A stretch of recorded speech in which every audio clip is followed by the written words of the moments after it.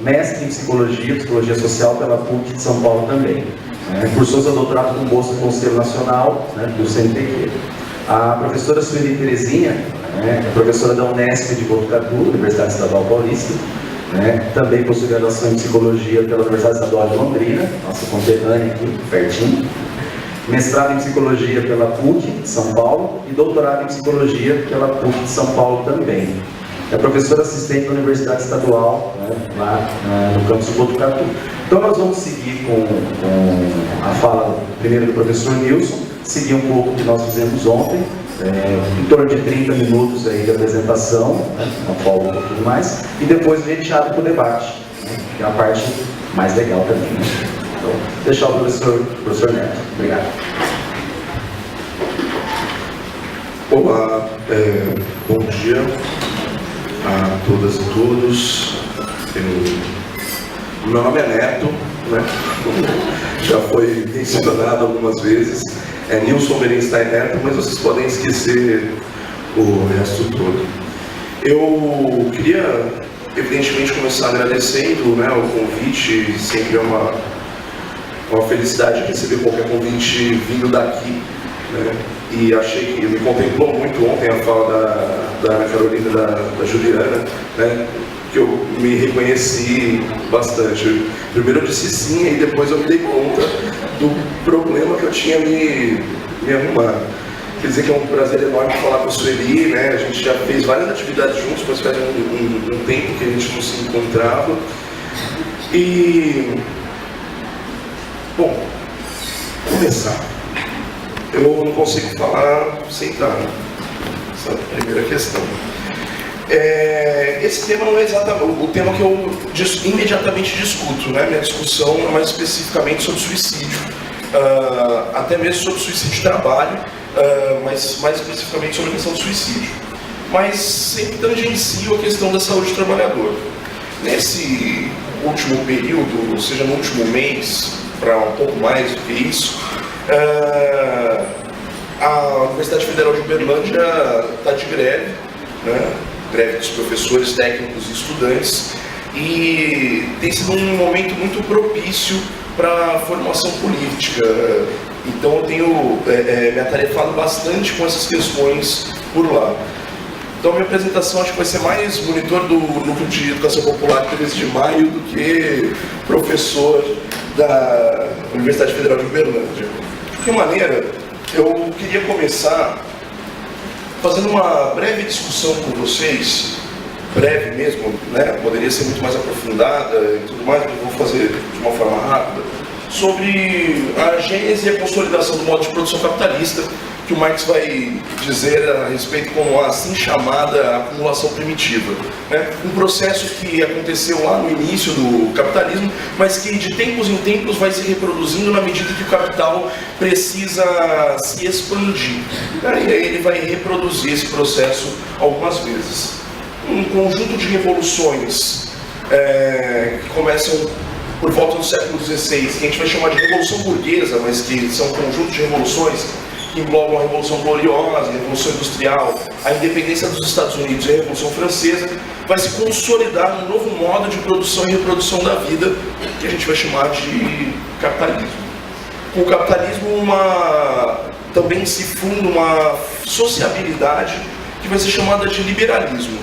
O liberalismo, de uma forma rápida e rasteira, é a não intervenção do Estado sobre a livre iniciativa e o livre empreendedorismo. E essa sociedade também vai fundar algo que não existia nas sociedades que antecederam, que é a mobilidade social, que não é uma mentira, mas tampouco é verdade. É uma falácia. A principal característica dessa sociedade que se funda é a propriedade privada. Nessa sociedade, todos nós e todas nós somos proprietários, por mais que isso possa nos soar estranho a nós trabalhadores e trabalhadoras. Somos proprietários de propriedades distintas, uns dos meios de produção, ou seja, daquilo que é necessário para produzir e reproduzir a vida. Outros, nós, trabalhadores e trabalhadoras, exclusivamente da nossa força de trabalho, e somos constrangidos a vendê-la para podermos sobreviver. Segunda característica essencial dessa sociedade é a igualdade. Não é? A relação que se estabelece entre trabalhadores e patrões, desde o ponto de vista da sociedade capitalista, é uma relação entre iguais. Certo? São sujeitos que, por livre e espontânea vontade, estabelecem uma relação contratual em que um vende ao outro a sua mercadoria. No nosso caso, estamos vendendo a nossa mercadoria, a força de trabalho. Outra característica fundamental é a liberdade. Né? Vocês podem ver que a igualdade e a liberdade, inclusive, faziam parte do mote da Revolução Francesa. Né? Liberdade em vários sentidos. O primeiro deles, o fato de que nós não temos um dono, como tinham os escravos. Nós não somos propriedade de alguém. A segunda forma de liberdade é o fato de que nós não estamos presos à terra como estavam os servos feudais, que apesar de não terem um dono, e inclusive de algumas vezes serem os donos dos próprios meios de produção, estavam presos à terra, não podiam sair daquele feudo e ir para outro feudo. Isso tinha implicações. A terceira questão é que somos livres dos meios de produção, já que quando éramos trabalhadores camponeses e vivíamos da terra nos feudos, começamos a ser expulsos dessas terras, principalmente das terras comunais, de onde tirávamos aquilo que era necessário para sustentarmos a nós e as nossas famílias, e fomos sendo constrangidos cada vez mais a irmos para cidades onde as indústrias vinham nascendo e crescendo e precisavam de força de trabalho para poder se desenvolver. Nessa medida, diria o Marx, somos livres como pássaros, não é? Livres para vendermos a nossa força de trabalho, numa forma de trabalhador que é aquela necessária e exigida pelo capital, ou seja, trabalhadores livres para serem assalariados. A terceira característica, a quarta, na verdade, característica que eu queria mencionar, que seria aquilo que seria a fraternidade no mote da Revolução Francesa, acabou se tornando o seu completo contrário. Porque se a mobilidade social existe, e os sujeitos acreditam que individualmente podem alcançá-la, isso cria entre nós, trabalhadores, uma competitividade para galgar esses espaços, para galgar a mobilidade social. Profundamente competitivos e nos vendo uns aos outros como obstáculos, quando não como adversários, ou ainda como inimigos, acabamos nos tornando profundamente individualistas. Ou seja, aquela forma do ser social típica dessa sociedade, ela acaba se tornando ainda mais aprofundada por conta da competitividade. E nos tornamos profundamente individualistas. É no meio desse processo que vão se autonomizar as ciências particulares, entre elas a psicologia, as ciências sociais, surge a estatística, mas principalmente a física, a química e a biologia ligadas à indústria, mas que uma delas, mais especificamente a biologia, e mais especificamente a biologia na sua forma aplicada como medicina, vai cumprir um papel fundamental nessa sociedade que vem se consolidando, na medida em que ela vai ser a grande justificadora da desigualdade.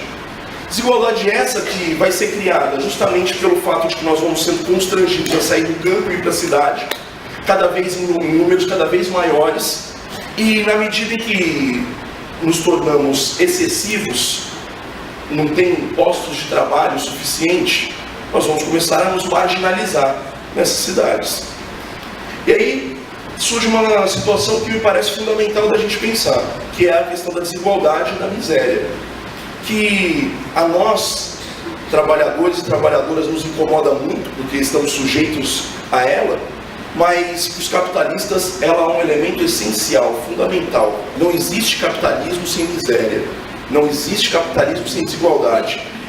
Então, se alguém ainda acredita em capitalismo humanizado, capitalismo sustentável, por favor, atentar para essa questão. Isso não é possível. A miséria é necessária para que o conjunto de trabalhadores que estão empregados se submetam a coisas inimagináveis e, caso não queiram se submeter, tenha um enorme exército industrial de reserva apto e disposto a ocupar esses postos. As ciências vão cumprir o papel, entre outros, de justificar essa desigualdade e essa miséria, principalmente incutindo no indivíduo a responsabilidade única e exclusiva pelo sucesso e pelo fracasso pessoal. Entre as características que as ciências vão ocupar nesse processo estão também, para além da necessidade de suprir as novas necessidades que vão surgir, e aí não são as necessidades humanas, mas sim as necessidades do capitalismo, principalmente a adequação e a preparação dos indivíduos para a nova forma de trabalho. Afinal de contas, antes a gente produzia ou retirava da terra aquilo que era necessário para a nossa sobrevivência e a sobrevivência de nossas famílias, considerando a necessidade de pagar o dízimo, o tributo e, se possível, um excedente para trocar por aquilo que a gente não produzisse. Mas lembrando que a unidade produtiva do modo feudal, de modo de produção feudal, era a família. Os sujeitos produziam basicamente aquilo que eles necessitavam dentro das suas famílias. Agora, esses sujeitos que antes produziam de acordo com as suas necessidades, as necessidades das suas famílias, vão produzir de acordo com as necessidades do capitalismo, tendo um intermediário, que é o capitalista, mas não é o que, o como, o quando, o porquê, o onde, não cabe a eles decidir. E aquele sujeito que produzia basicamente o que necessitava para a sua sobrevivência, agora produz uma jornada inteira de trabalho de uma única e exclusiva coisa, muito provavelmente. Por exemplo, cadeira. Então o sujeito passa a sua jornada de trabalho produzindo cadeira. E ele até precisa de uma ou outra cadeira na sua casa. Mas ele não come cadeira, não dorme cadeira, não mora cadeira. O que significa que ele precisa do produto do trabalho de outros trabalhadores para poder sobreviver. O que significa que ele vai receber uma parcela da sua produção na forma de equivalente geral, ou seja, de dinheiro, que vai lhe permitir trocar por aquilo que ele precisa para manter a sua vida e a vida da sua família, ou seja, para produzir e reproduzir a força de trabalho. A outra questão é fazer a manutenção do status adquirido por essa sociedade, no sentido de que cabe a cada um a responsabilidade, que foi o que eu falei agora há pouco, a responsabilidade pelo seu sucesso, pelo seu fracasso.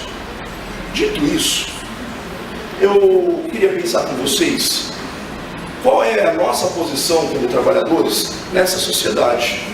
Sujeitos que são exclusivamente proprietários da sua força de trabalho. O que significa que a gente tem uma única mercadoria e somos obrigados a trocá-la por dinheiro, que vai nos permitir comprar um conjunto de mercadorias necessário para repor o desgaste da nossa mercadoria e nos permitir novamente trocá-la por dinheiro, que vai nos permitir comprar um conjunto de mercadorias para repor aquela nossa mercadoria, para que a gente possa novamente trocá-la por dinheiro. E se tivesse quadro, dava para ir mais longe, não é? Mas assim há de eterno, não é? Essa é a nossa relação nas relações sociais de produção dessa sociedade. Esse é o lugar que nós ocupamos. O que o Marx vai dizer é o seguinte: deixemos, portanto, a esfera ruidosa onde tudo se passa à luz do dia, ante os olhos de todos, e acompanhemos os possuidores de dinheiro e de força de trabalho até o terreno oculto da produção, em cuja porta se lê: No admittance except on business, ou seja, só são aceitos aqueles que entram a negócios. E ele vai falar assim: olha, aqui está como a coisa aparece, a nossa relação, nossa de força de trabalho, na esfera ruidosa da circulação. aquela que, sendo a que conhecemos, usamos também para explicar o modo de produção capitalista. Mas ele está nos convidando a uma outra discussão, a ir a um outro lugar, a uma outra esfera da produção capitalista. Opa! Pronto. E ele vai dizer o seguinte: ao abandonarmos essa esfera da circulação simples ou da troca de mercadorias, de onde o livre cambista vulgar extrai noções, conceitos e parâmetros para julgar a sociedade do capital e do trabalho assalariado, já podemos perceber uma certa transformação, ao que parece, na fisionomia de nossas personagens teatrais. Ele está contando a história do burguês e do trabalhador, e inclusive pressupondo um burguês honesto nessa relação. Ele fala: olha, vamos acompanhar como funciona esse processo. O trabalhador tem uma mercadoria que troca por dinheiro, que troca por mercadoria, por dinheiro, por mercadoria. E o capitalista, ele tem dinheiro que troca por mercadoria, que troca por dinheiro, que troca por mercadoria, só que nesse processo ele vai trocar dinheiro por mercadoria e por mais dinheiro. E aqui é que está, como que acontece essa mágica, não é? Ele tem um dinheiro, compra uma mercadoria e de repente ele tem mais dinheiro. Nós, da esfera ruidosa da circulação, vamos falar, compra por menos e vende por mais, não é? O Marx está falando, vejam, não é bem assim, me acompanhem. O antigo possuidor do dinheiro se apresenta agora como capitalista. Ele não é só uma pessoa que tem dinheiro, agora ele está assumindo a sua posição nessa sociedade. E o possuidor de força de trabalho como seu trabalhador. O primeiro, com um ar de importância, confiante e ávido por negócios. O segundo, tímido e hesitante, como alguém que trouxe sua própria pele ao mercado. E agora, não tem mais nada a esperar além da despela, da esfola. Ou seja, bom, parece que o trabalhador, nesse processo, conforme vai se aproximando daquela placa, vai se dando conta de que vai ter problemas, não é? Vamos pegar então aquele dinheiro, mercadoria, mais dinheiro, e vamos aproximá-lo, né? Vamos olhar para ele mais de perto. E a gente vai ter a seguinte expressão: o capitalista tem dinheiro e vai ao mercado comprar mercadorias. Mercadorias de dois tipos distintos. De um lado, meios de produção, instalações, máquinas, matéria-prima, ou um conjunto de coisas necessárias para produzir. Por outro lado, ele vai comprar um outro tipo de mercadoria, a mercadoria força de trabalho, que tem como característica ser a única mercadoria que é capaz de produzir mais valor do que ela mesma vale. Legal, o capitalista foi lá, comprou essas mercadorias, e se ele deixar isso daí lá parado, não vai acontecer absolutamente nada. A mágica da transformação em mais dinheiro vai se dar justamente na medida em que ele coloca essas duas coisas, ele confronta essas duas coisas num processo produtivo. Processo produtivo esse que vai ocorrer durante um determinado tempo, ou seja, vai ocorrer durante uma jornada de trabalho. E que durante essa jornada, o trabalhador, com o seu trabalho vivo, vai transferir ou vai transformar os meios de produção em um novo tipo de mercadoria que antes não existia, que vai servir de invólucro, vai servir de receptáculo para uma quantidade de valor que é produzida pelo próprio trabalho. No seu caráter concreto, o trabalhador transforma meios de produção em novas mercadorias. No seu caráter abstrato, ele produz uma quantidade de valor que antes não existia. E agora o capitalista tem um conjunto de mercadorias com mais valor. E que ele precisa realizar para transformando essas mercadorias em mais dinheiro do que ele investiu lá no começo.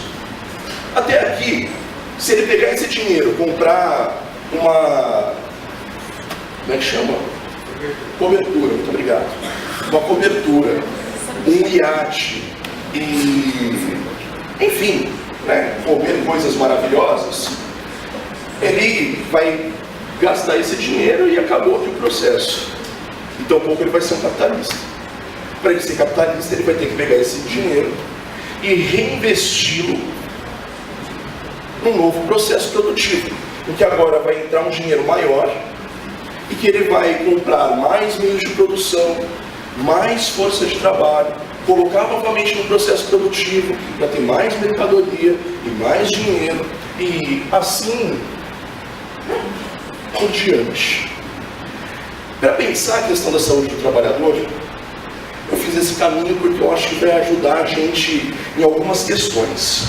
Por exemplo, o fato de que a força de trabalho, para poder sobreviver, ou melhor, durante esse processo produtivo, ela se desgasta, como ontem, né, a Mel apresentou para a gente. E ela se desgasta, só que no dia seguinte ela precisa chegar lá de novo em condições de trabalhar. O que significa que ela precisa repor esse desgaste. Se esse processo produtivo se dá durante uma determinada quantidade de tempo, uma parte desse tempo o trabalhador está produzindo o equivalente ao que é necessário para a sua reprodução. Está produzindo o equivalente ao seu salário, que aparece para nós como um dispêndio do patrão.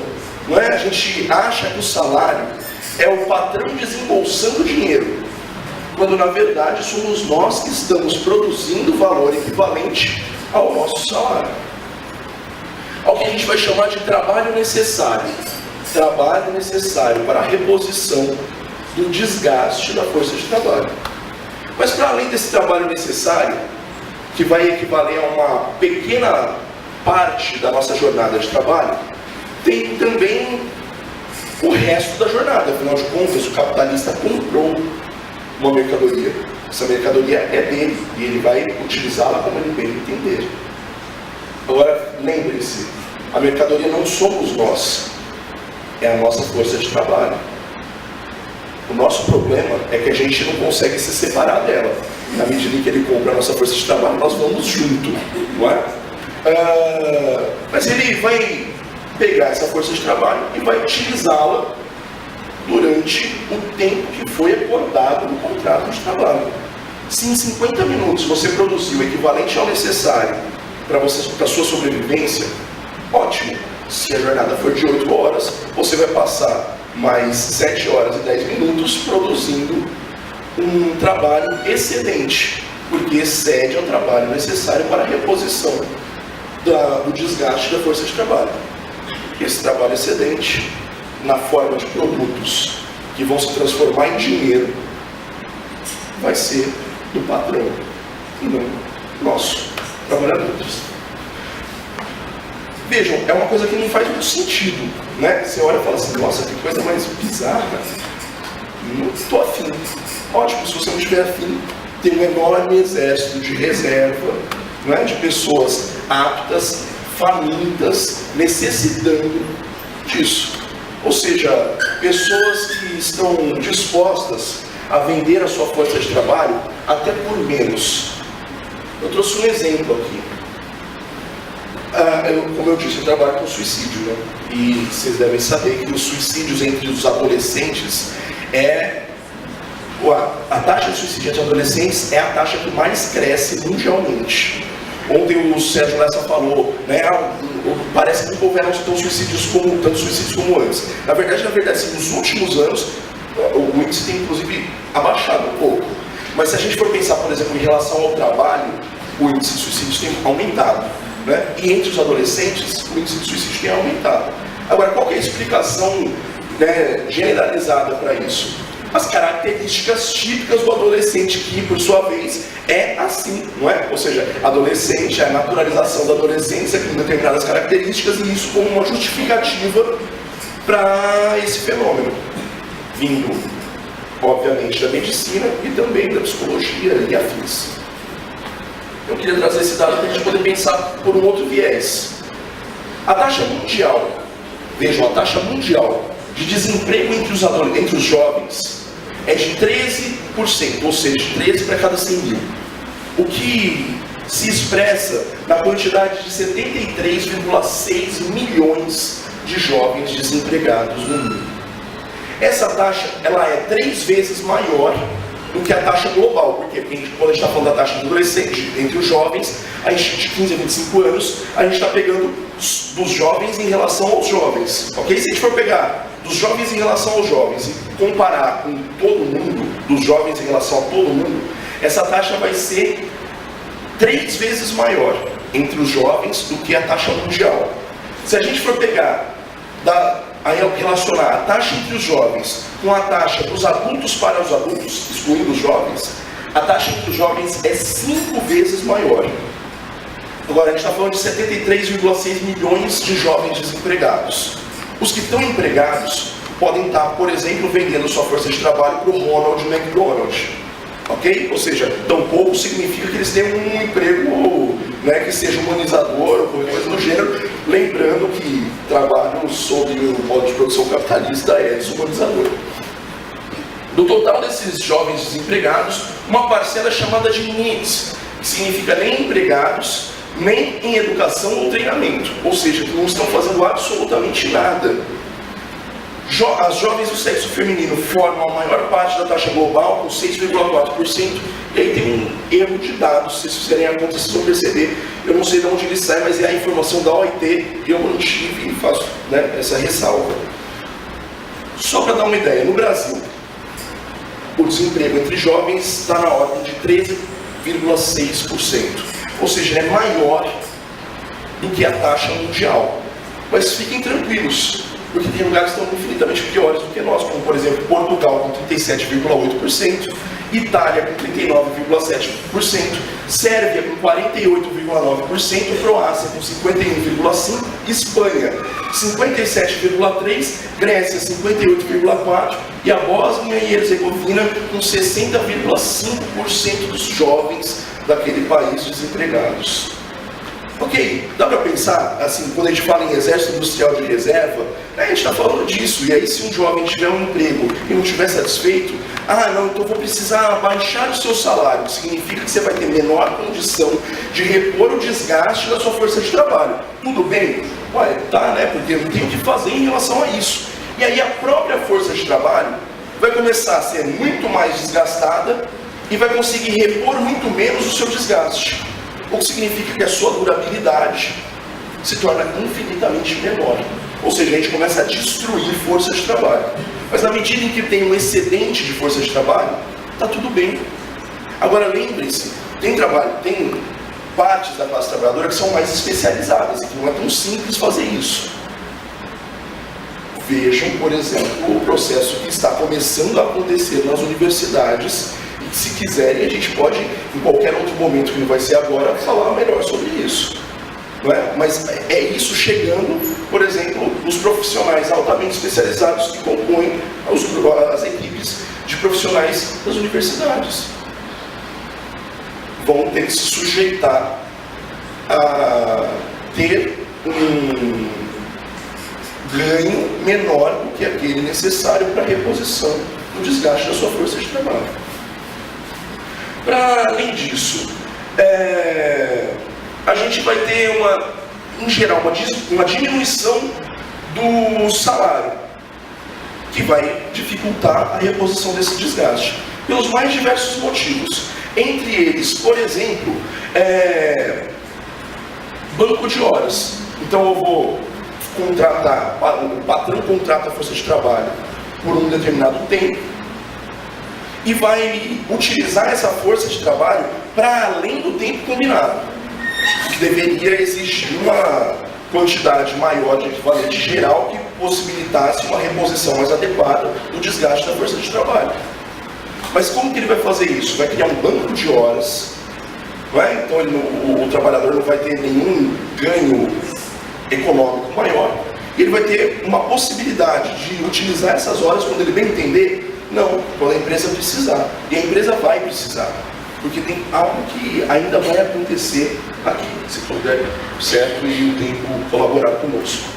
A outra questão que pode estar colocada e que é necessário a gente pensar, há diferenças nessa relação em relação ao trabalho necessário, porque as remunerações vão também se dar de forma diferente.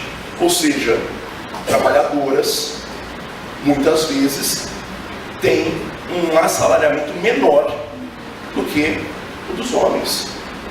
E isso vai ter implicações na reposição do desgaste da força de trabalho. Para além disso, tem dupla jornada, por exemplo, às vezes tripla, não é? E uma parte dessa dupla jornada, ou tripla, ela não é reposta dessa forma, porque parcialmente em trabalho doméstico, por exemplo. Então vai ter características específicas, como a professora Terezinha ontem pontuou na mesa do Bruno e da Mel. Em relação às questões étnico-raciais, vai ter diferenças também? Sim. Hoje ainda há diferenças de assalariamento em relação a negros e indígenas em relação a brancos. Homens brancos ganham mais do que mulheres negras, homens brancos ganham mais do que homens negros, e por aí vai. E essas questões todas têm que ser levadas em consideração, porque vai implicar a reposição do desgaste da força de trabalho. Ou seja, a gente vai ter uma força de trabalho que vai ser destruída mais rápido.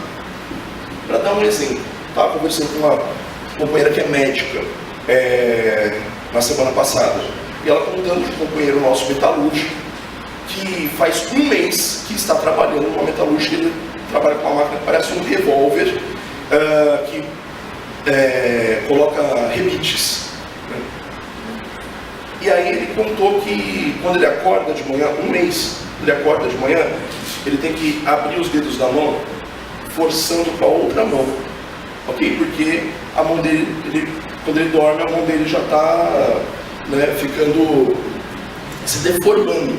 Se vocês assistiram, e se não assistiram, por favor, façam isso, um documentário chamado Carne e Osso, produzido pelo Ministério Público do Trabalho, vocês vão ver ali o que é distribuição de força de trabalho, assim, a larga escala. E tem uma forma disso piorar, por incrível que possa parecer, não é? Por quê? Porque esse capitalista aqui, dono dessa fábrica, diz, sabe-se lá o quê, porque também não interessa. O capitalista não interessa o que ele produz. Interessa que o fato de que a mercadoria é, ao mesmo tempo, valor de uso e valor. Ou seja, na sua corporeidade, seja lá qual ela for, ela também incorpora, ela também é invólucro de valor. É essa a questão capitalista, porque ele está produzindo não interessa. E aí, esse capitalista aqui não é o único do seu setor e nem o único capitalista. O que significa que ele também está competindo com outros capitalistas. E na medida em que ele está competindo com os outros capitalistas, ele tem que ter melhores condições de produção do que os outros capitalistas. Melhores condições para eles, evidentemente, significam piores condições para nós. O que vai se expressar, por exemplo, em investimento nos meios de produção para utilizar meios de produção mais avançados tecnologicamente. Por exemplo, que vão fazer com que o trabalhador possa produzir muito mais no mesmo tempo, ou até em menos tempo. O que também vai permitir flexibilizar o trabalho daquele sujeito, porque ele que operava antes uma máquina, agora que a máquina produz mais e mais autonomia, ele pode operar 2, às vezes 3, até 4. Esse sujeito não vai ficar parado, porque é o trabalho dele, é o trabalho vivo dele que produz o valor. É ele que vai ter que fazer um conjunto de coisas. Ele vai se desgastar mais e vai ter menos condições de repor o desgaste da sua força de trabalho. E mais, esse movimento do capital, por conta da sua competitividade, também vai ser um movimento que vai fazer com que haja globalmente mais produtos um valor unitário menor, o que significa que eu posso diminuir o valor do salário do trabalhador, fazendo com que o tempo do seu trabalho necessário, o tempo em que o trabalhador trabalha para produzir o equivalente à sua força de trabalho, possa ser diminuído. Eu aumento, então, a minha extração de mais-valia, aumento o trabalho excedente produzido por ele, diminuo o valor da sua força de trabalho. Por quê? Porque não é uma questão quantitativa, do ponto de vista de valor monetário, mas uma questão de o quanto ele, com uma determinada quantidade de dinheiro, é capaz de comprar de mercadorias para repor a sua força de trabalho. Na medida que as mercadorias se tornam mais acessíveis, eu posso tranquilamente fazer isso, e posso fazer mais. O capitalista pode... Eu odeio quando eu falo eu posso, como incorporando o capitalismo, mas é que nos cursos de manhã a gente faz dessa forma. O capitalista pode, inclusive, atribuir algumas coisas ao Estado, não é? Saúde, educação, públicos, significam reduzir o valor necessário para a reprodução da força de trabalho. Isso tem implicações.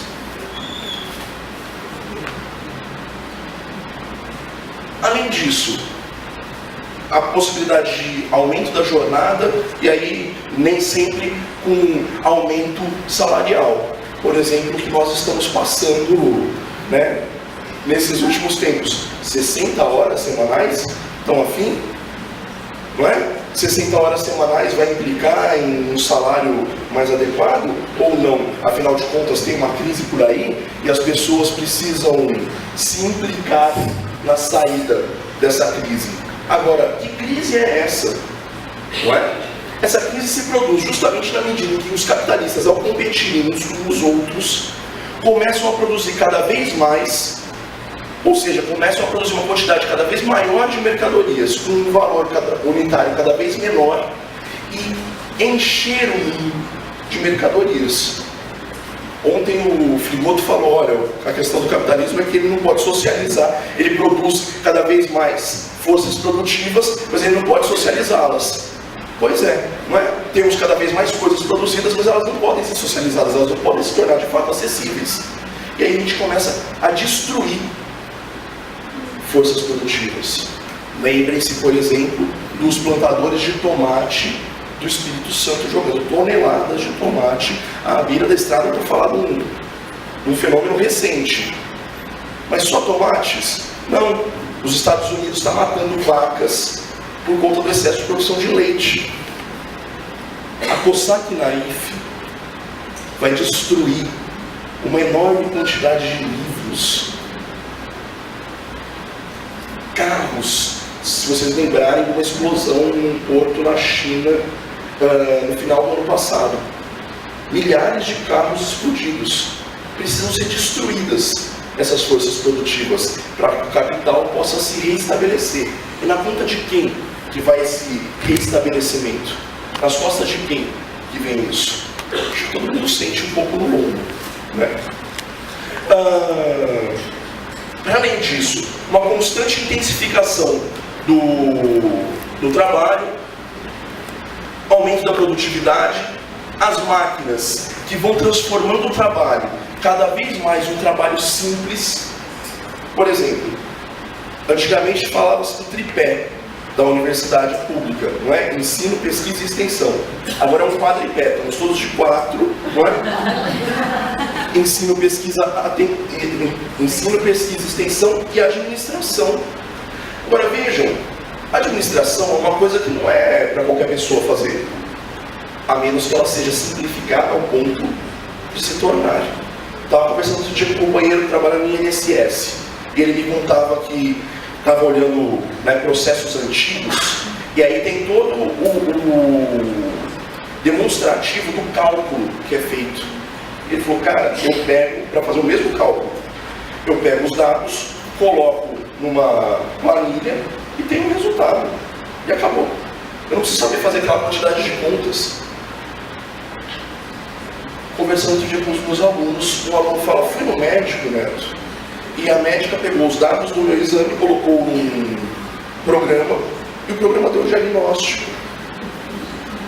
Vejam, Agora, então eu quero um programa desse? Não, porque você tem que, né, para você acessar esse tipo de programa, vai ter toda, né, um conjunto de normas para que isso possa se tornar acessível.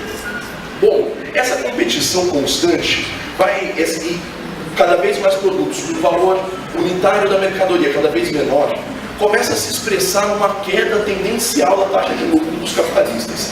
Enfim, eu não queria nem falar o palavrão inteiro porque não vai dar tempo de explicá-lo. Mas o que eu quero dizer com isso é o seguinte: o capitalismo cria a sua própria crise. São os capitalistas, na medida em que estão competindo entre si, que estão criando as crises. Essas crises são entendidas por nós como algo que todos estamos não só aptos, como precisamos contribuir para a sua saída. E aí tem alguma possibilidade de nós, trabalhadores, começarmos a nos submetermos a determinadas condições para ajudar os capitalistas a saírem da crise. Afinal de contas, nós precisamos ter o privilégio, a honra de ser explorados numa sociedade que tem um grande quantitativo de pessoas em condições de miséria. O Estado vai cumprir um papel nesse processo. Lembre-se, por exemplo, daquilo que no governo Dilma ficou conhecido como PPE, né? Programa de Proteção ao Empresariado, não ao emprego. Restam dúvidas, né? Mas o próprio Estado vai começar a criar estratégias e flexibilizar leis trabalhistas que foram conquistadas pela própria luta da classe trabalhadora para permitir aos capitalistas voltarem a restabelecer suas margens de lucro. Tudo isso às custas da nossa saúde e da nossa vida. Agora, só para lembrar, tem momentos em que isso se dá de uma outra maneira, né? As coisas estão mais tranquilas, fala-se em pleno emprego, estado de bem-estar social, o Estado começa a gerir um conjunto de possibilidades para a classe trabalhadora, e a gente começa a desaprender a se organizar como trabalhadores e começa a aprender a se tornar cidadãos que reivindicam aos seus direitos.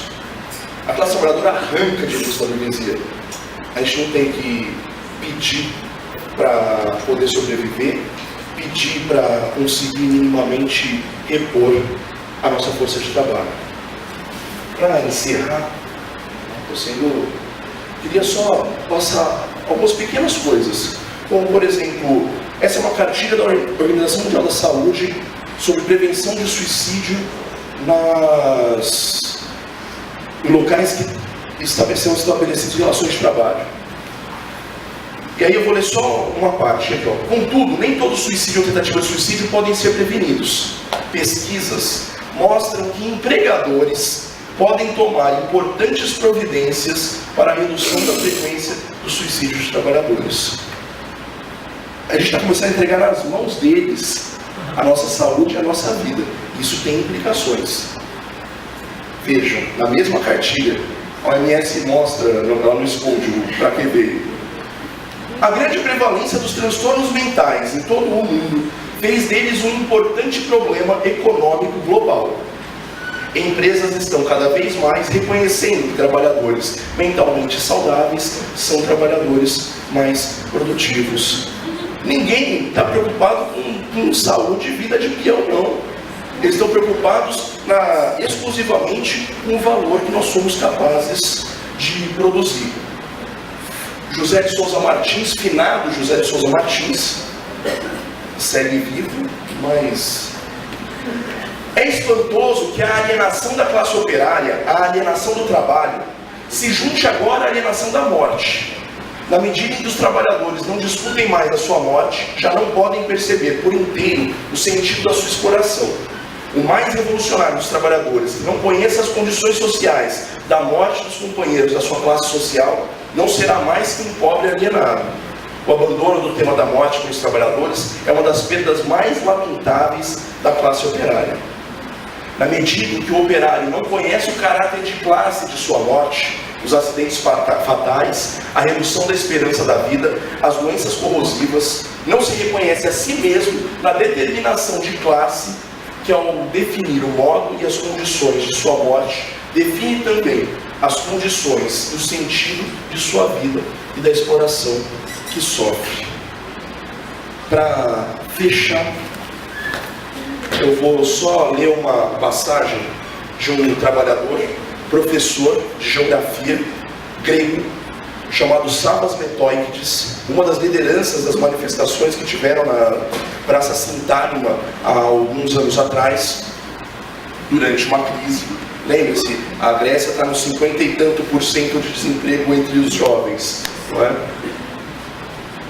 Ele, questionado numa entrevista sobre se não seriam violentas aquelas manifestações, vai dizer o seguinte: violência é trabalhar 40 anos por uma miséria e não saber se algum dia chegarás a se aposentar. Violência são os bônus do Estado, as pensões roubadas, a fraude da Bolsa. Violência é estar obrigado a obter um empréstimo hipotecário que finalmente pagas a preço de ouro. Violência é o direito do diretor de te despedir em qualquer momento. Violência é o desemprego, a precariedade, os 700 euros com ou sem seguro social, e ele está falando de 700 euros. Violência são os acidentes laborais, porque os patrões limitam seus gastos às custas da segurança dos trabalhadores. Violência é tomar psicofármacos e vitaminas para fazer frente aos horários extenuantes. Violência é ser um imigrante e viver com medo de que em algum momento vão te jogar fora do país e experimentar constantemente a insegurança. Violência é ser ao mesmo tempo assalariada, dona de casa e mãe. Violência é quando te fodem o cu no trabalho e te dizem: sorria, tampouco é para tanto. Obrigado.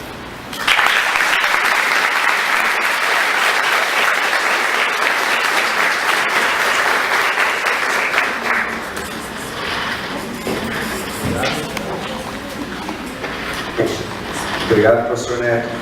Eu fico num papel aqui extremamente chato, né? Tem que ficar falando da pessoa 10 minutos, 5 minutos, 3 minutos, né?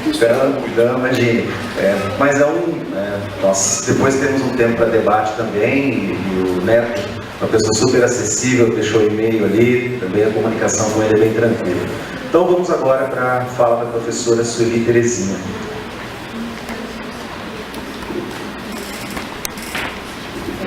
Bom, em primeiro lugar, eu gostaria de agradecer o convite de participar desse evento e falar da minha alegria de estar aqui, né, em Maringá, mais uma vez, né, e em particular neste evento, para fazer essa discussão que é tão importante.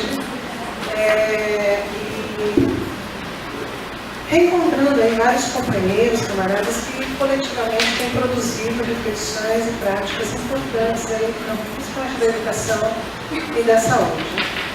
Quero parabenizar o grupo que organizou, né, esse evento monstruoso, né, temos um número de pessoas, de participantes, né, e que assumiu e realizou e está realizando ainda brilhantemente essa tarefa de organizá-la, nos proporcionando esse espaço de reflexões e debates que nos alimentam nesse momento. Enfim, sempre é muito importante a gente ter esses espaços, né? Tem sido, no decorrer aí dos últimos anos, e neste momento de tanta perdas, né? Em relação ao trabalho, né? Que impactam a nossa vida. Queria também dizer da minha alegria de compartilhar essa mesa, mas essa com o Neto, né? Um amigo muito querido, com quem de compartilhar aí algumas mesas em outros eventos e atividades várias. Desde vinculadas a Braço, Bauru, tem Bauru, né? A gente tem aí há muitos anos aí de trabalho, né? De atividades em comum. Ontem, em vários momentos, né, se falou sobre alienação, trabalho, educação. Desde a fala da Silvana na abertura, ela já inicia, né, trazendo essa questão. Muitas falas contemplaram questões importantes que eu pensei em abordar, principalmente as falas da Mel e do Bruno, né, que falaram do campo da saúde, em particular, do adoecimento. Vou tentar fazer uma síntese de algumas delas como ponto de partida da nossa reflexão e problematização. Em seguida, vou abordar um pouco a questão do trabalho alienado para trazer a partir daí as implicações que o trabalho alienado sobre o capitalismo traz para a saúde do trabalhador. Quero dizer que essas são questões que têm sido objeto de pesquisa e reflexões do grupo de estudos e pesquisa Psicologia Histórica Cultural e Saúde Coletiva, lá na Unesp de Botucatu, e também reflexões que a gente tem feito aí durante vários anos no NEPEN em Bauru. Já há 17 anos, né? No NEPEN. É interessante, né, na medida que o Neto ele começa e faz todo esse panorama, também já traz aí vários elementos que eu vou já considerar como dito e passar para frente. Mas, enfim, alguns pressupostos, então, que já foram objeto de reflexão ontem e que estão aí no pano de fundo da minha fala. Então, primeiro, os homens, ao mesmo tempo em que desenvolvem a sua produção material e as suas relações materiais, transformam também o seu pensamento e os produtos desse pensamento. E, portanto, desenvolvem as funções psíquicas especificamente humanas, cujas características principais são a consciência refletida e o controle deliberado, o processo de domínio dos meios externos, o desenvolvimento cultural e do pensamento. Que entra depois em contradição, na medida que o trabalho alienado vai retirando do sujeito essa capacidade. Então vai entrar em processo de tensão nesse processo aí de desenvolvimento. O trabalho, a atividade humana criadora e produzida coletivamente é categoria central, mediação da sociabilidade, criador de riquezas e da transformação humana. Neto trouxe agora, a gente tem que também colocar como uma questão fundamental que na sociedade burguesa o que está direcionando é a propriedade privada, a competitividade e individualismo. São características fundamentais nucleares dessa sociedade. O processo saúde e doença é um processo histórico-social, ou seja, processo que ocorre na coletividade humana e que não se verifica, no caso clínico isolado, mas no modo característico de adoecer e morrer nos grupos humanos, tal como a Laurel trouxe e a Mel falou sobre isso ontem. Também ainda, dentro dessa questão do processo de saúde e doença, colocado pela Mel ontem, esse objeto, processo de saúde e doença, não se situa ao nível do indivíduo, e sim do grupo, construído em função de suas características sociais e que vai se expressar em indicadores e modos de adoecer e morrer. E, por fim, o modelo biomédico, em que o biológico se sobrepõe à determinação social, não dá conta de explicar o processo de saúde e doença. Portanto, a gente tem que fazer exatamente um movimento de ruptura com esse modelo. Eu retomo essa questão do modelo biomédico porque, de onde eu venho, eu estou dentro de uma faculdade, eu não estou numa faculdade de psicologia, eu estou dentro de uma faculdade de medicina, e trabalho na formação de médicos e enfermeiros e psicólogos já formados que estão fazendo ou residência multiprofissional ou aprimoramento profissional. E, claro, no mestrado e doutorado de saúde coletiva. Então, eu vou ter contato com um psicólogo já formado, que chega para se especializar neste lugar. Mas, durante a graduação, o maior contato vai ser com futuros médicos e futuros enfermeiros. E, dentro da formação desses trabalhadores, futuros trabalhadores da área da saúde, o modelo biomédico, ele ontem eu ri que a Carol falou, de 40 disciplinas, nós temos 3, não é? Falei, nossa, de mais de 4.000 horas de formação na medicina, a gente tem? Não tem, não chega a isso. Máximo 150 horas. Né? Então, assim, é uma gotinha lá no oceano. Né? Enfim, a gente não tem, é uma disputa muito difícil nesse espaço. Né? Mas que tem que ser, enfim, disputado, concordo com o que a gente colocou ontem. Né? Ok, então considerando essas questões, pressupostos já discutidos ontem, né? Retomando alguns pelo próprio Neto agora, vamos lá. Retomar também a questão do trabalho alienado. Só relembrar, né? Então, o que caracteriza, segundo Marx, o trabalho alienado?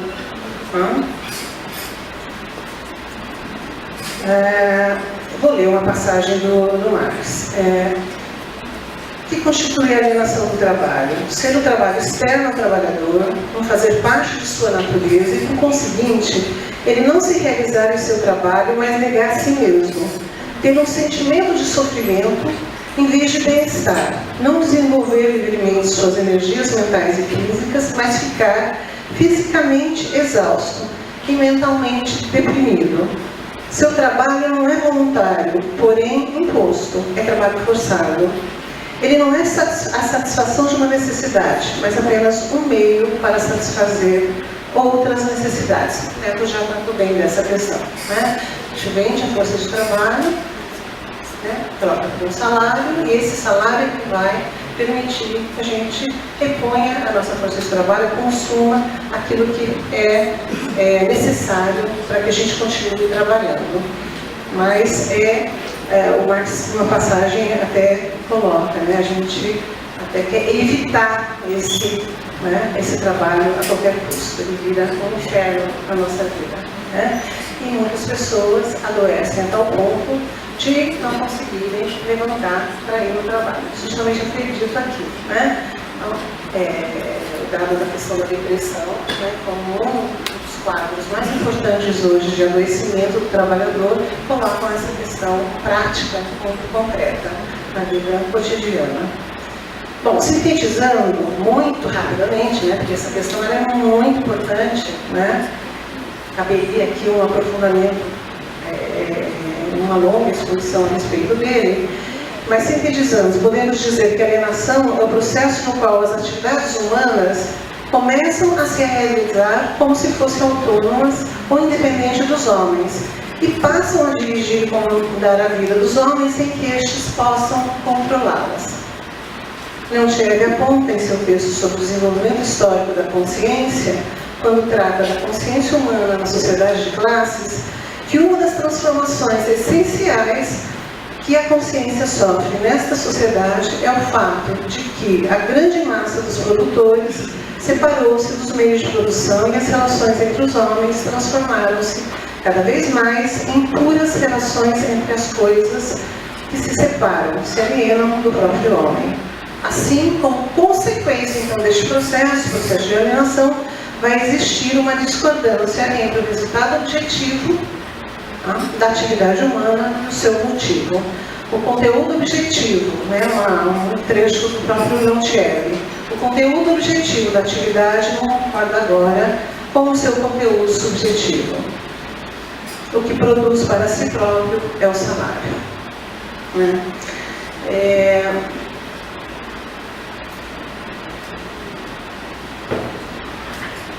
Depois, quando a gente for tratar o capitalismo contemporâneo, a gente vai ver como que essas várias questões características do trabalho alienado vão estar atravessando essa história, se expressando cada vez de forma mais intensa na vida do trabalhador. Silveira, um autor que produziu um texto lá em 1989, intitulado Da Alienação ao Fetichismo, Formas de Subjetivação e de Objetivação, ele vai resgatar o pensamento de Marx e trazer todo o percurso que o Marx faz, desde o manuscrito até o Capital, né, para mostrar como esse processo vai sendo tratado pelo autor. E numa parte dessa discussão, ele vai resgatar então, o pensamento de Marx e vai dizendo, né, que o nexo social, ou seja, o dinheiro, o valor de troca, a mercadoria, o capital, que se apresenta independente, autônomo, alheio, naturalizado, ou seja, como se não fosse produto da história, produz efeitos nos indivíduos. Transforma a dependência pessoal que caracterizava as formas de produção anteriores ao capitalismo em uma independência pessoal fundada na dependência com relação às coisas, numa dependência material em oposição à dependência pessoal. Em síntese, Marx, no livro Capital, ele afirma que os indivíduos parecem independentes. Essa independência é em si mesma uma ilusão, que melhor seria designada como indiferença. Segundo Silveira, Marx vai utilizar em vários momentos, em várias obras, essa expressão, indivíduos indiferentes, para caracterizar a particularidade da individualidade sobre o capitalismo. O indivíduo, um trecho da fala dele, o indivíduo indiferente, isolado, separado dos demais e de si mesmo, é profundamente histórico. Contudo, essa sua historicidade só pode ser realizada, efetivada pela mediação do valor de troca, da mercadoria.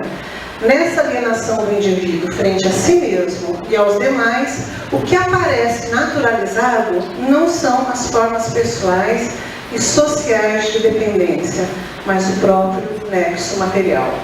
É este, então, o critério que preside as relações interhumana, interindividuais e intersubjetivas.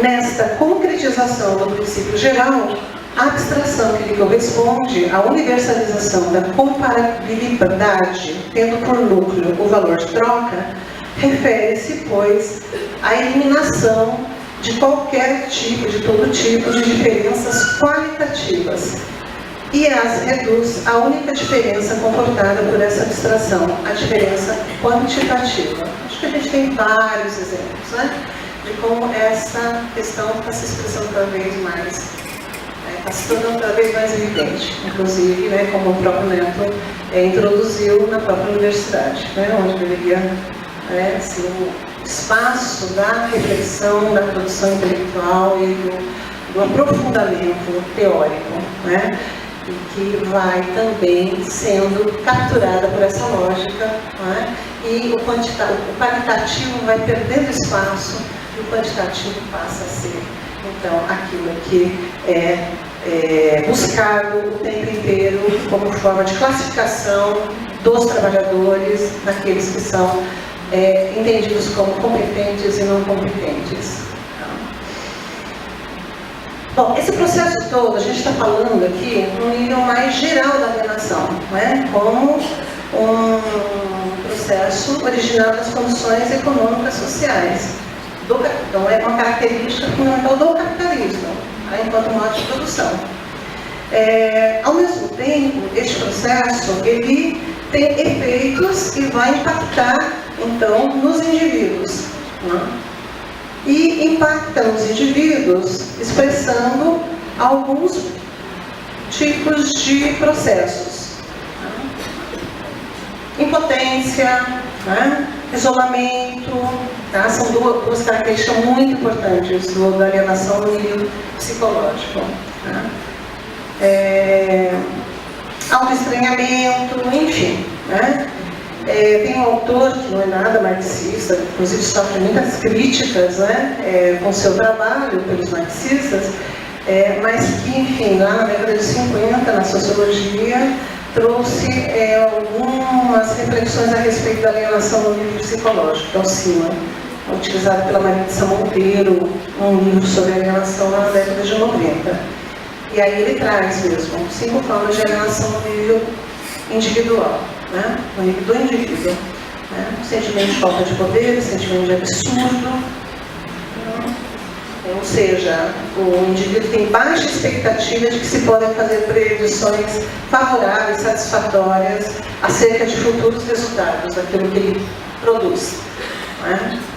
Isolamento, desesperança, ruptura com as redes sociais, autoestranhamento, crença muito mais nos outros, como se os outros tivessem poder e você não, né? O sujeito não. Né? Isso leva a um conformismo, passividade do sujeito e a anomia, né? A ausência de normas, uma alta expectativa de que condutas socialmente desaprovadas sejam necessárias para alcançar seus objetivos. Enfim, uma das consequências desse processo é provocar intenso sofrimento psíquico e adoecimento. Isso não é de hoje, isso ocorre desde o início do capitalismo, apresentando expressões diferentes no processo de seu desenvolvimento, nos diversos ciclos, né, de crescimento e de crises. Aqui também estou usando um pesquisador aqui do Sul, Álvaro Melo, né, e Lápis, que num artigo de 2005 traz uma reflexão a respeito disso, e também o próprio Marx trazendo algumas passagens aí de como isso ocorre. Na primeira etapa do capitalismo, meados do século XVIII, na Inglaterra, quando se iniciou então, o uso intensivo da mão de obra, né, assalariada, associada ao trabalho pesado, o que a gente tinha era uma condição insalubre. Então, assim, as questões de saúde que apareciam naquele momento, né, era insalubridade, o uso da máquina, né, a vapor, trazia também algumas consequências, né, agressões físicas, ameaças, castigos, né, demissões, multas aos trabalhadores, né, no uso inadequado do maquinário, tá? Intensificação do trabalho por longas jornadas de trabalho, jornadas de 12, né, o Marx cita, né, no Capital, jornadas de 12 a 15 horas diárias por condições de trabalho precárias e salários exorbitantes, trabalho infantil, né, que a criança, o Marx conta que o trabalho dela era utilizado para limpeza do espaço, e muitas vezes a criança sofria acidentes exatamente quando estava limpando embaixo da máquina, né, ao lado com a máquina em funcionamento. O trabalho das mulheres, extensão da jornada de trabalho, a mulher começava a trabalhar às 6 da manhã e até à meia-noite, sobrando pouquíssimo tempo para reposição da força de trabalho, né, o desgaste da força de trabalho. Enfim, né, a intensificação do trabalho nesse estágio, né, e a destruição da saúde do trabalhador, da própria força de trabalho, traz aí vários tipos de doenças que eram muito frequentes nessa época, até levando à morte em muitos casos, tá? Doenças pulmonares, cutâneas, cardíacas, respiratórias, estresse físico e mental. Os acidentes de trabalho eram inúmeros e graves, mutilando os operários. No segundo momento, final do século XIX, início do século XX, nos Estados Unidos, né, é um período em que já o maquinário vai sofrer mudanças importantes por conta da eletricidade, né, a gente vai, então, ver que ela vai se caracterizar pela administração científica do trabalho e pela produção em série.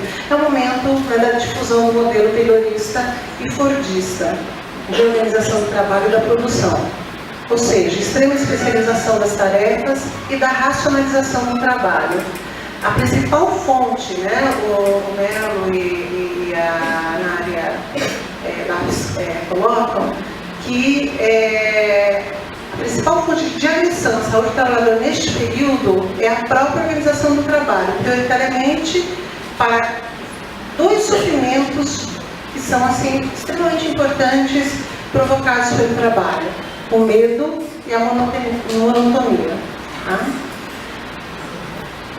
Com o Fordismo, a parcerização das tarefas e a divisão do trabalho foram ainda mais intensificadas. A busca da diminuição de tempos ociosos estendeu-se à integração entre os postos de trabalho, na medida em que o tempo de transferência das peças passou a ser dado, então, não mais pelas ordens hierárquicas, mas por meio de dispositivos mecânicos, encadeando as tarefas sucessivamente. É isso aqui? Não?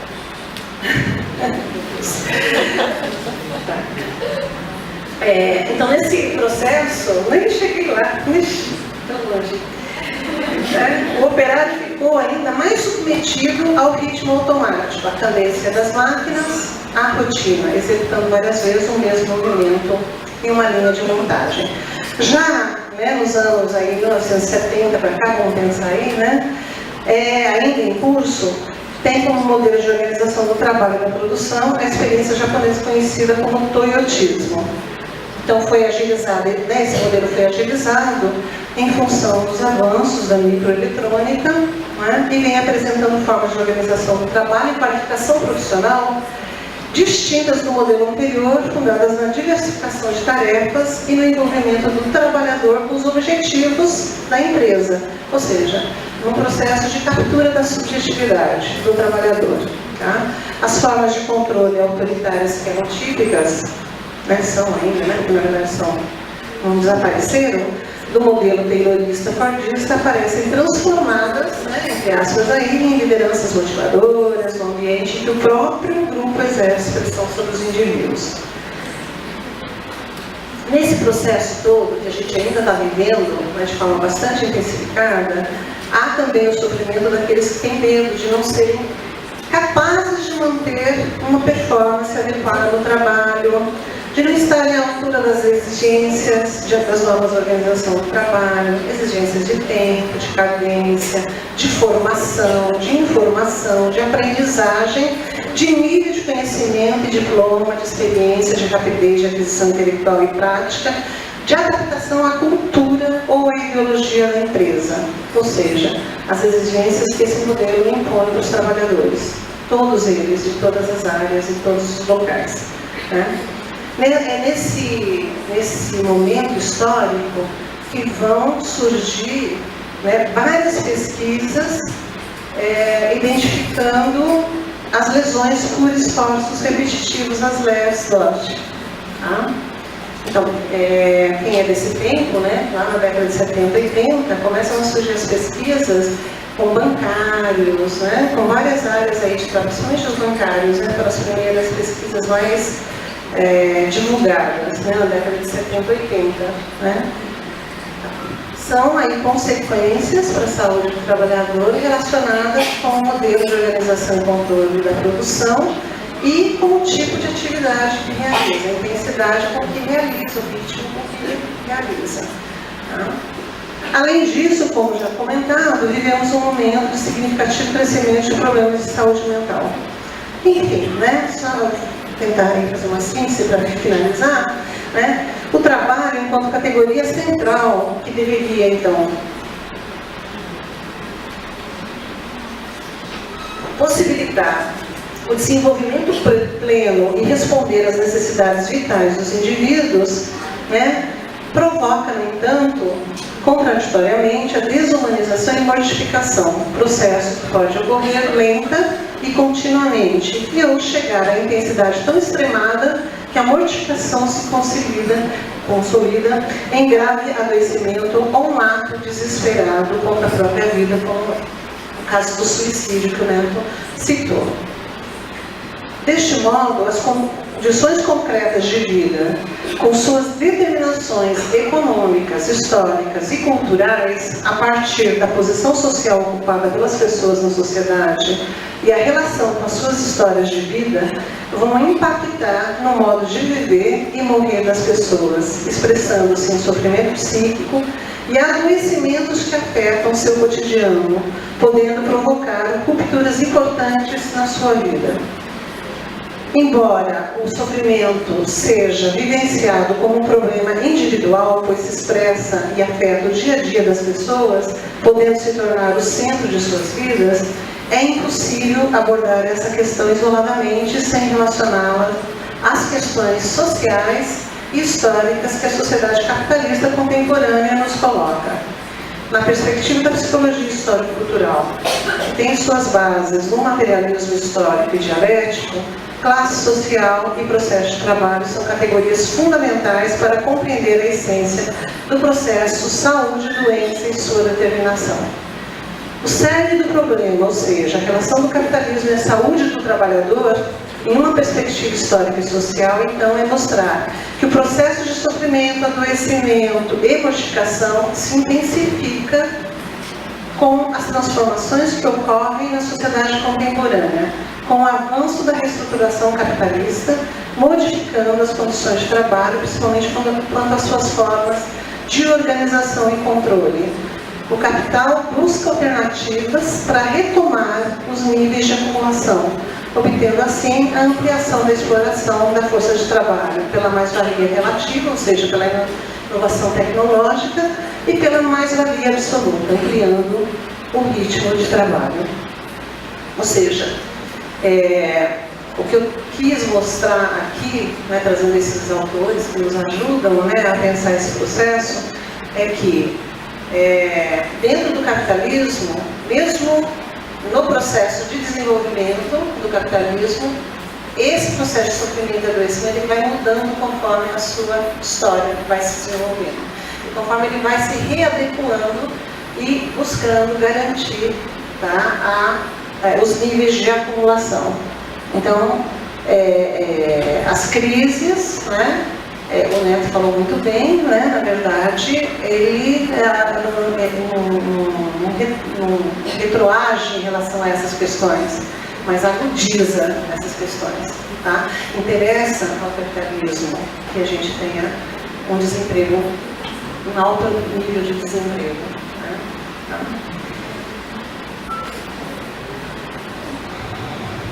Bom, ao mesmo tempo, então, em que a reestruturação produtiva, né, avança no campo da política do Estado, nós temos as políticas neoliberais, que surgem como resposta também ao problema da lucratividade de longa duração e crise econômica internacional, com a queda no padrão de acumulação de capital. É uma ilusão achar que o argumento, né, que se coloca, e tem se colocado o tempo inteiro na mídia, né, nas discussões, né, é de que essas mudanças têm a ver com a incompetência do Estado para administrar, né, as políticas públicas de saúde, educação, assistência social, etc. Na verdade, a questão é outra, né, é a relação do Estado com o capital. Bom, nesse contexto, então, de reestruturação do capitalismo, são muitas as características do trabalho que desencadeia sofrimento psíquico e físico. Entre elas, formas coercitivas de controle e avaliação, hierarquização, imprevisibilidade, falta de reconhecimento de si mesmo na sua atividade, terceirização, precarização das relações de trabalho, atos parcelares e normatizados, ritmo intenso, entre outras. No setor público, algumas condições são claramente desfavoráveis à saúde do trabalhador. Um exemplo são as mudanças na organização do trabalho através das novas formas de contratação. Também já foi falado isso, né? Terceirização, contratos provisórios, enfim. Né? Tá? Dificultam as relações de trabalho pelo esquema hierárquico que geram, e são práticas que expressam a política neoliberal nesses setores.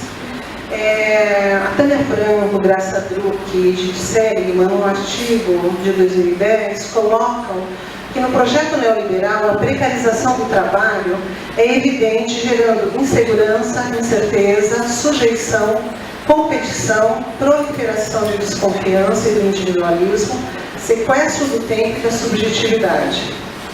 A Mel já colocou também, né, um exemplo, né? A gente, com as novas tecnologias, né, o tempo nosso também vai sendo capturado, né? Não tem mais aquela ideia de que você pode iniciar um horário de trabalho e ir para casa e ficar tranquilo, né? O tempo inteiro você está recebendo demandas, né? Em vários espaços. Esse processo, segundo as autoras, apresenta algumas dimensões. Eu queria falar delas porque eu acho que representa bem o momento que a gente está vivendo. A primeira dimensão, vínculos de trabalho e relações contratuais, né, perdas de direitos trabalhistas, perdas de férias remuneradas, jornada de trabalho intensificada, benefícios indiretos, planos de saúde, transporte, educação, alimentação, etc. Segunda dimensão, organização e as condições de trabalho, metas inalcançáveis, ritmo intenso de trabalho, com espaço de tempo estreitado, de viver e conviver fora do ambiente de trabalho. Terceira dimensão, precarização da saúde dos trabalhadores, fragilização orgânica, existencial e identitária, terceirização, contratos temporários. Quarto, fragilização do reconhecimento social, da valorização simbólica e do processo de construção das identidades individual e coletiva.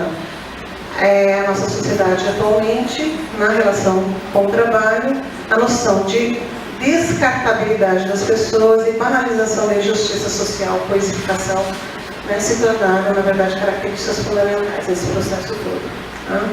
E, por fim, o enfraquecimento da representação e organização coletiva sindical, fragilização dos agentes sociais. À medida que você fragmenta, pulveriza, a capacidade de organização ela fica também enfraquecida. Então, tem que fazer um esforço muito maior para a reorganização. Acabou totalmente meu tempo. Há muito tempo, né? Tá bom. Então, na verdade, eu vou só ler uma última coisinha, depois os exemplos vão ficar para o debate se tiver possibilidade. Tá?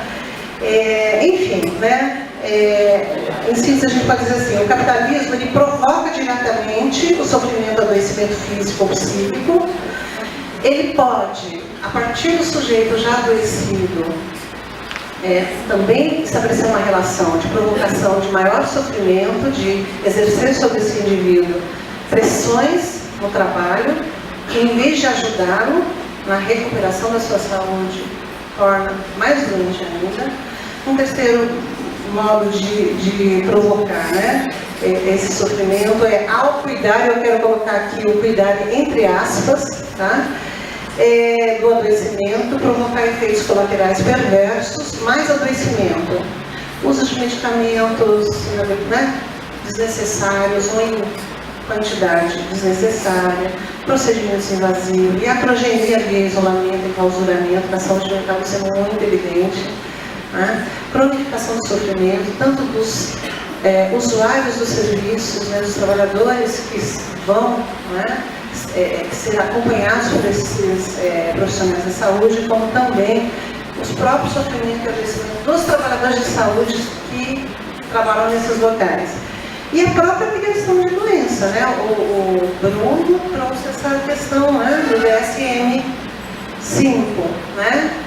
que é o último manual aí de diagnóstico na área da saúde mental, e que está criando, a cada versão cria mais um tanto de transtornos. Ou seja, olha a perversão, o caráter destrutivo do capital, do capitalismo. Cria doenças, cria necessidade de consumo, medicamentos, certos tipos de tratamentos, para que as mercadorias circulem e sejam consumidas. Então, é muito perverso. Então, há muitas formas do capitalismo implicar e afetar a saúde do trabalhador. Várias. Portanto, enfim, as mudanças no âmbito das relações mais imediatas, seja no local de trabalho como também nas políticas públicas, não são suficientes para reverter as condições de sofrimento e adoecimento dos trabalhadores. A solução se dará com a transformação do modo de produção, a superação do capitalismo, luta que só pode ser realizada coletivamente. Apesar disso, concordo com o que Mel, Ju e outros falaram ontem, estamos em vários espaços e o trabalho ocupa uma parte importante da nossa vida e temos que disputar também esse lugar. Ok, obrigada.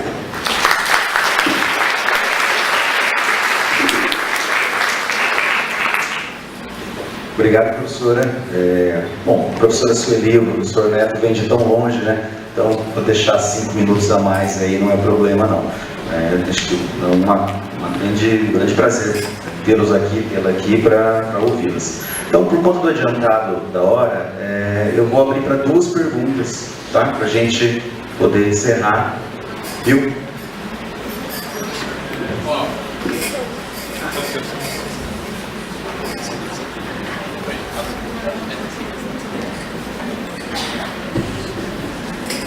Bom dia, meu nome é Alexandre Bill. Seguinte, essa mesa foi organizada, o tema parece, né, é bem complementar, né, a atualização, né, da exploração e um foco um pouco mais na produção, né, nos trabalhadores produtivos e um pouco mais complementado dos trabalhadores improdutivos na Sueli. Então, a pergunta, embora pegue dois ganchos da fala do Neto, talvez porque tenha sido a primeira, também é para você, Sueli. Então, é complementar. A primeira provocação interessante, acho que tem que sair daqui, que o Neto colocou foi sobre a mobilidade social, né? Que ela existe e ela não existe, né? Existe de uma certa forma e não existe de outra forma, né? E ontem teve aquela fala, né? Ontem foi um dia muito produtivo, né? E teve bons debates, né? E a Gabriela fez uma fala e aí teve uma contrafala, eu não lembro o nome da pessoa, Terezinha, né?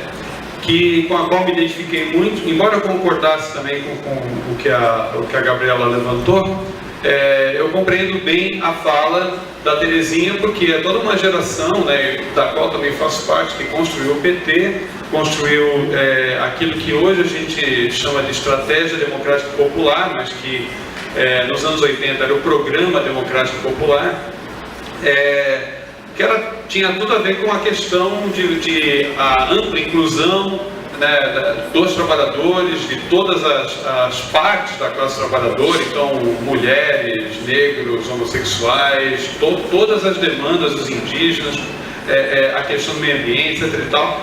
E tudo isso, de uma certa maneira, se traduz por uma demanda por mobilidade social, ou por ampliação dessa mobilidade social, né? O alargamento dessa mobilidade, essa facilitação dessa mobilidade. E isso veio culminar, bem ou mal, né, a gente que diz que o Democrático Popular não se realizou ainda. E há outros, né, como eu faço parte, que acham que o Democrático Popular se realizou sim, a ponto de essa demanda por mobilidade ter chegado numa fala do primeiro governo Dilma, em que o Brasil é um país de classe média. Classe média por quê? Porque agora as pessoas foram incluídas no consumo. Então tem um aspecto não só de status social dessa mobilidade social, mas também tem um aspecto material de acesso a coisas, até porque na sociedade das mercadorias, felicidade são coisas, ter acesso a coisas. Como demonstrou bem o Neto, ter acesso a bens, salários em maior profusão, talvez com maior qualidade ou quantidade. Então, isso os tornaria de classe média. E essa mobilidade social parece que liga então com outro gancho que ele colocou, que foi a questão do caráter de classe da nossa morte, né, ou da morte dos trabalhadores, né? No primeiro dia, na parte da manhã, o Sérgio Lessa ele não fez uma fala en passant, ele repetiu várias vezes a questão de que nós aqui somos todos pequena burguesia, certo? Isso pode incomodar, mas é um dado muito claro. E parece que esta mesa, e nessa fala da mobilidade social, no debate que rolou ontem, parece, aí para o Neto e para a Sueli, parece que desconhecer o caráter da nossa morte como uma das coisas que define o operariado, o proletariado, parece também algo que ajuda a contradefinir talvez uma noção de pequena burguesia. O fato de você não perceber, talvez porque ainda não chegou nesse nível de arrebentação da subjetividade, mesmo do corpo, né, dos trabalhadores improdutivos de mais-valia, ou seja, dos trabalhadores que contribuem indiretamente para a produção capitalista no campo da reprodução social, né? Então, basicamente, os trabalhadores do Estado. Então, a pergunta vai no sentido disso, em que modo pode ser interpretado através dessa mesa o que o Sérgio Lessa colocou, que me parece que ficou no vazio, porque não se debateu aprofundadamente essa questão de que aqui, basicamente, todo mundo, por mais que seja de esquerda, combativo, alinhado com os trabalhadores, uma pequena burguesia, né? Já que no Manifesto Comunista só tem duas classes fundamentais, certo?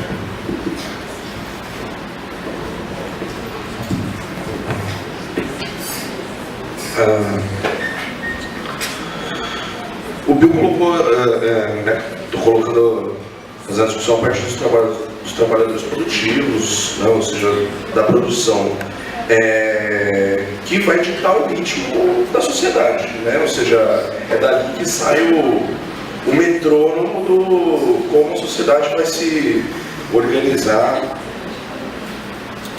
para a reprodução da vida.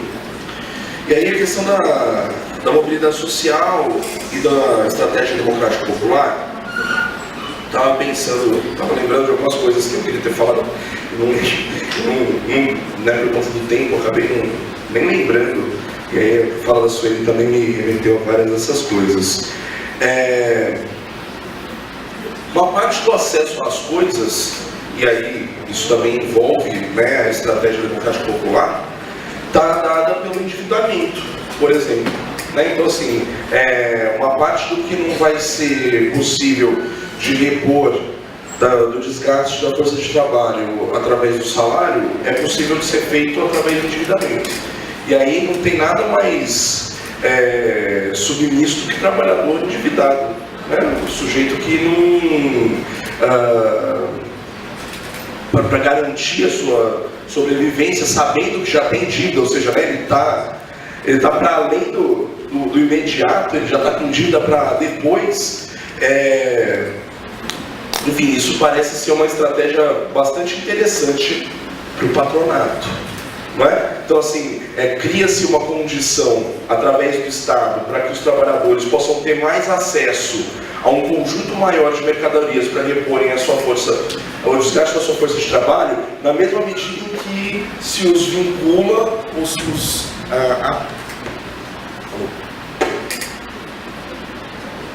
Acabou? Acho que ali para a tomada. Ao mesmo tempo que se os vincula, se os aprisiona a uma dívida. Né? E aí isso daí parece que cumpre um papel.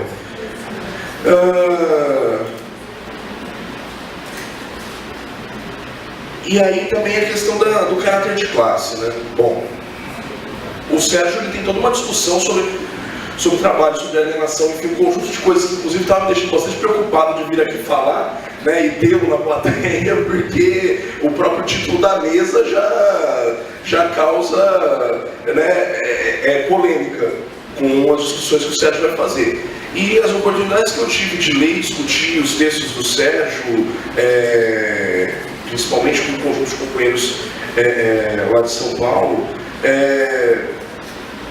a gente viu que assim, não é qualquer discussão que o Sérgio está fazendo, é uma discussão que parece bastante importante. Porque assim, olha, quem é o sujeito revolucionário? Né? Não é, acho que essa questão é fundamental. Né? Eu não tenho condição de desenvolver isso, mas acho que é uma discussão sobre a qual a gente tem que se debruçar mais. Por um lado, vão ter aqueles que vão, né, questionar que se perde uma parte da classe ao dizer que um conjunto de sujeitos não são trabalhadores, inclusive, né, e tudo mais. Mas, por outro, me parece que ter clareza, né, de quem produz o valor e de quem contribui para a produção e distribuição desse valor, parece também um fator fundamental. Né? Então, acho que são essas as questões que eu pensei, mas eu queria colocar outras questões que estão vinculadas a essas. Por exemplo, o fato das crises cíclicas e periódicas produzidas pelo capital estarem diretamente envolvidas, por exemplo, com essa questão da estratégia democrática popular. É pelo menos uma forma de gestão da força de trabalho durante o período em que eles estavam à frente do governo, e aí eu acho que é fundamental a gente ter em vista que a gente está falando de um Estado burguês e de que aí quem quer que esteja à frente do gerenciamento do Estado burguês vai estar governando para a burguesia. Né? Então, na medida em que o governo do PT tirou uma enorme quantidade de pessoas da miséria, isso é inegável, os bancos nunca lucraram tanto quanto no governo do Luiz Inácio, segundo as suas próprias palavras, vale lembrar. Né? Para além disso, temos aí, né, a bizarrice do Temer né, como presidente. Agora, lembrando que isso só é possível na medida em que o PT faz determinadas análises e determinadas escolhas. Na medida em que o PT se alia à burguesia para conseguir elegibilidade. E que não é uma coisa que começou no governo Dilma. Ou seja, a eleição do Lula está diretamente relacionada com a referência do Partido dos Trabalhadores de mãos dadas com José Alencar, uma referência do patronato, né? Um dos grandes burgueses da indústria têxtil. Essas coisas não são à toa, e a gente não pode perder isso de vista. Ou seja, tem uma qualidade, qualidade, quero dizer, como característica, né, dessa estratégia que a gente precisa ter em vista para não começar a defender algumas coisas que são sempre uma referência ao Estado, para o Estado resolver essas questões. Então, assim, achar que disputar o Estado e ter, então, alguém que seja representante dos interesses do trabalhador no Estado vai, né, garantir alguma coisa para nós. Acredito que ontem a Terezinha falou aqui, né, não nos interessa disputar o Estado, a gente precisa destruir o Estado. Essa questão que está colocada para nós. Pelo adiantado da hora, gente, a professora Sueli vai fazer o comentário dela sobre a pergunta do Bill e a gente vai dar para encerrar da mesa, ok? Acho que eu até preferia que fizesse outra pergunta, eu acho. Porque eu acho que o Neto já colocou, não tenho muita discordância com o que ele falou. Na verdade, não teria muito o que acrescentar em relação ao que ele disse, tá? Eu penso que essa discussão do trabalho produtivo e improdutivo, claro que, né, entre os trabalhadores do Estado, né, ainda está atravessado pelo processo, né, e o adoecimento que está acontecendo e o processo de morte se coloca também, né, enquanto uma questão de classe. É claro que vai ter um tempo muito maior ainda de perdas chegarem no ponto, né, em que chega muito mais rapidamente entre os trabalhadores produtivos, mais diretamente no chão de fábrica, etc. Né? Mas de forma mais geral, em relação ao restante, eu penso que o que o Neto colocou, né, eu compartilho. Okay. Queria agradecer a todas e a todos a presença. Vamos tomar um café para sequência do evento. Temos outra mesa redonda após o café. Muito obrigado.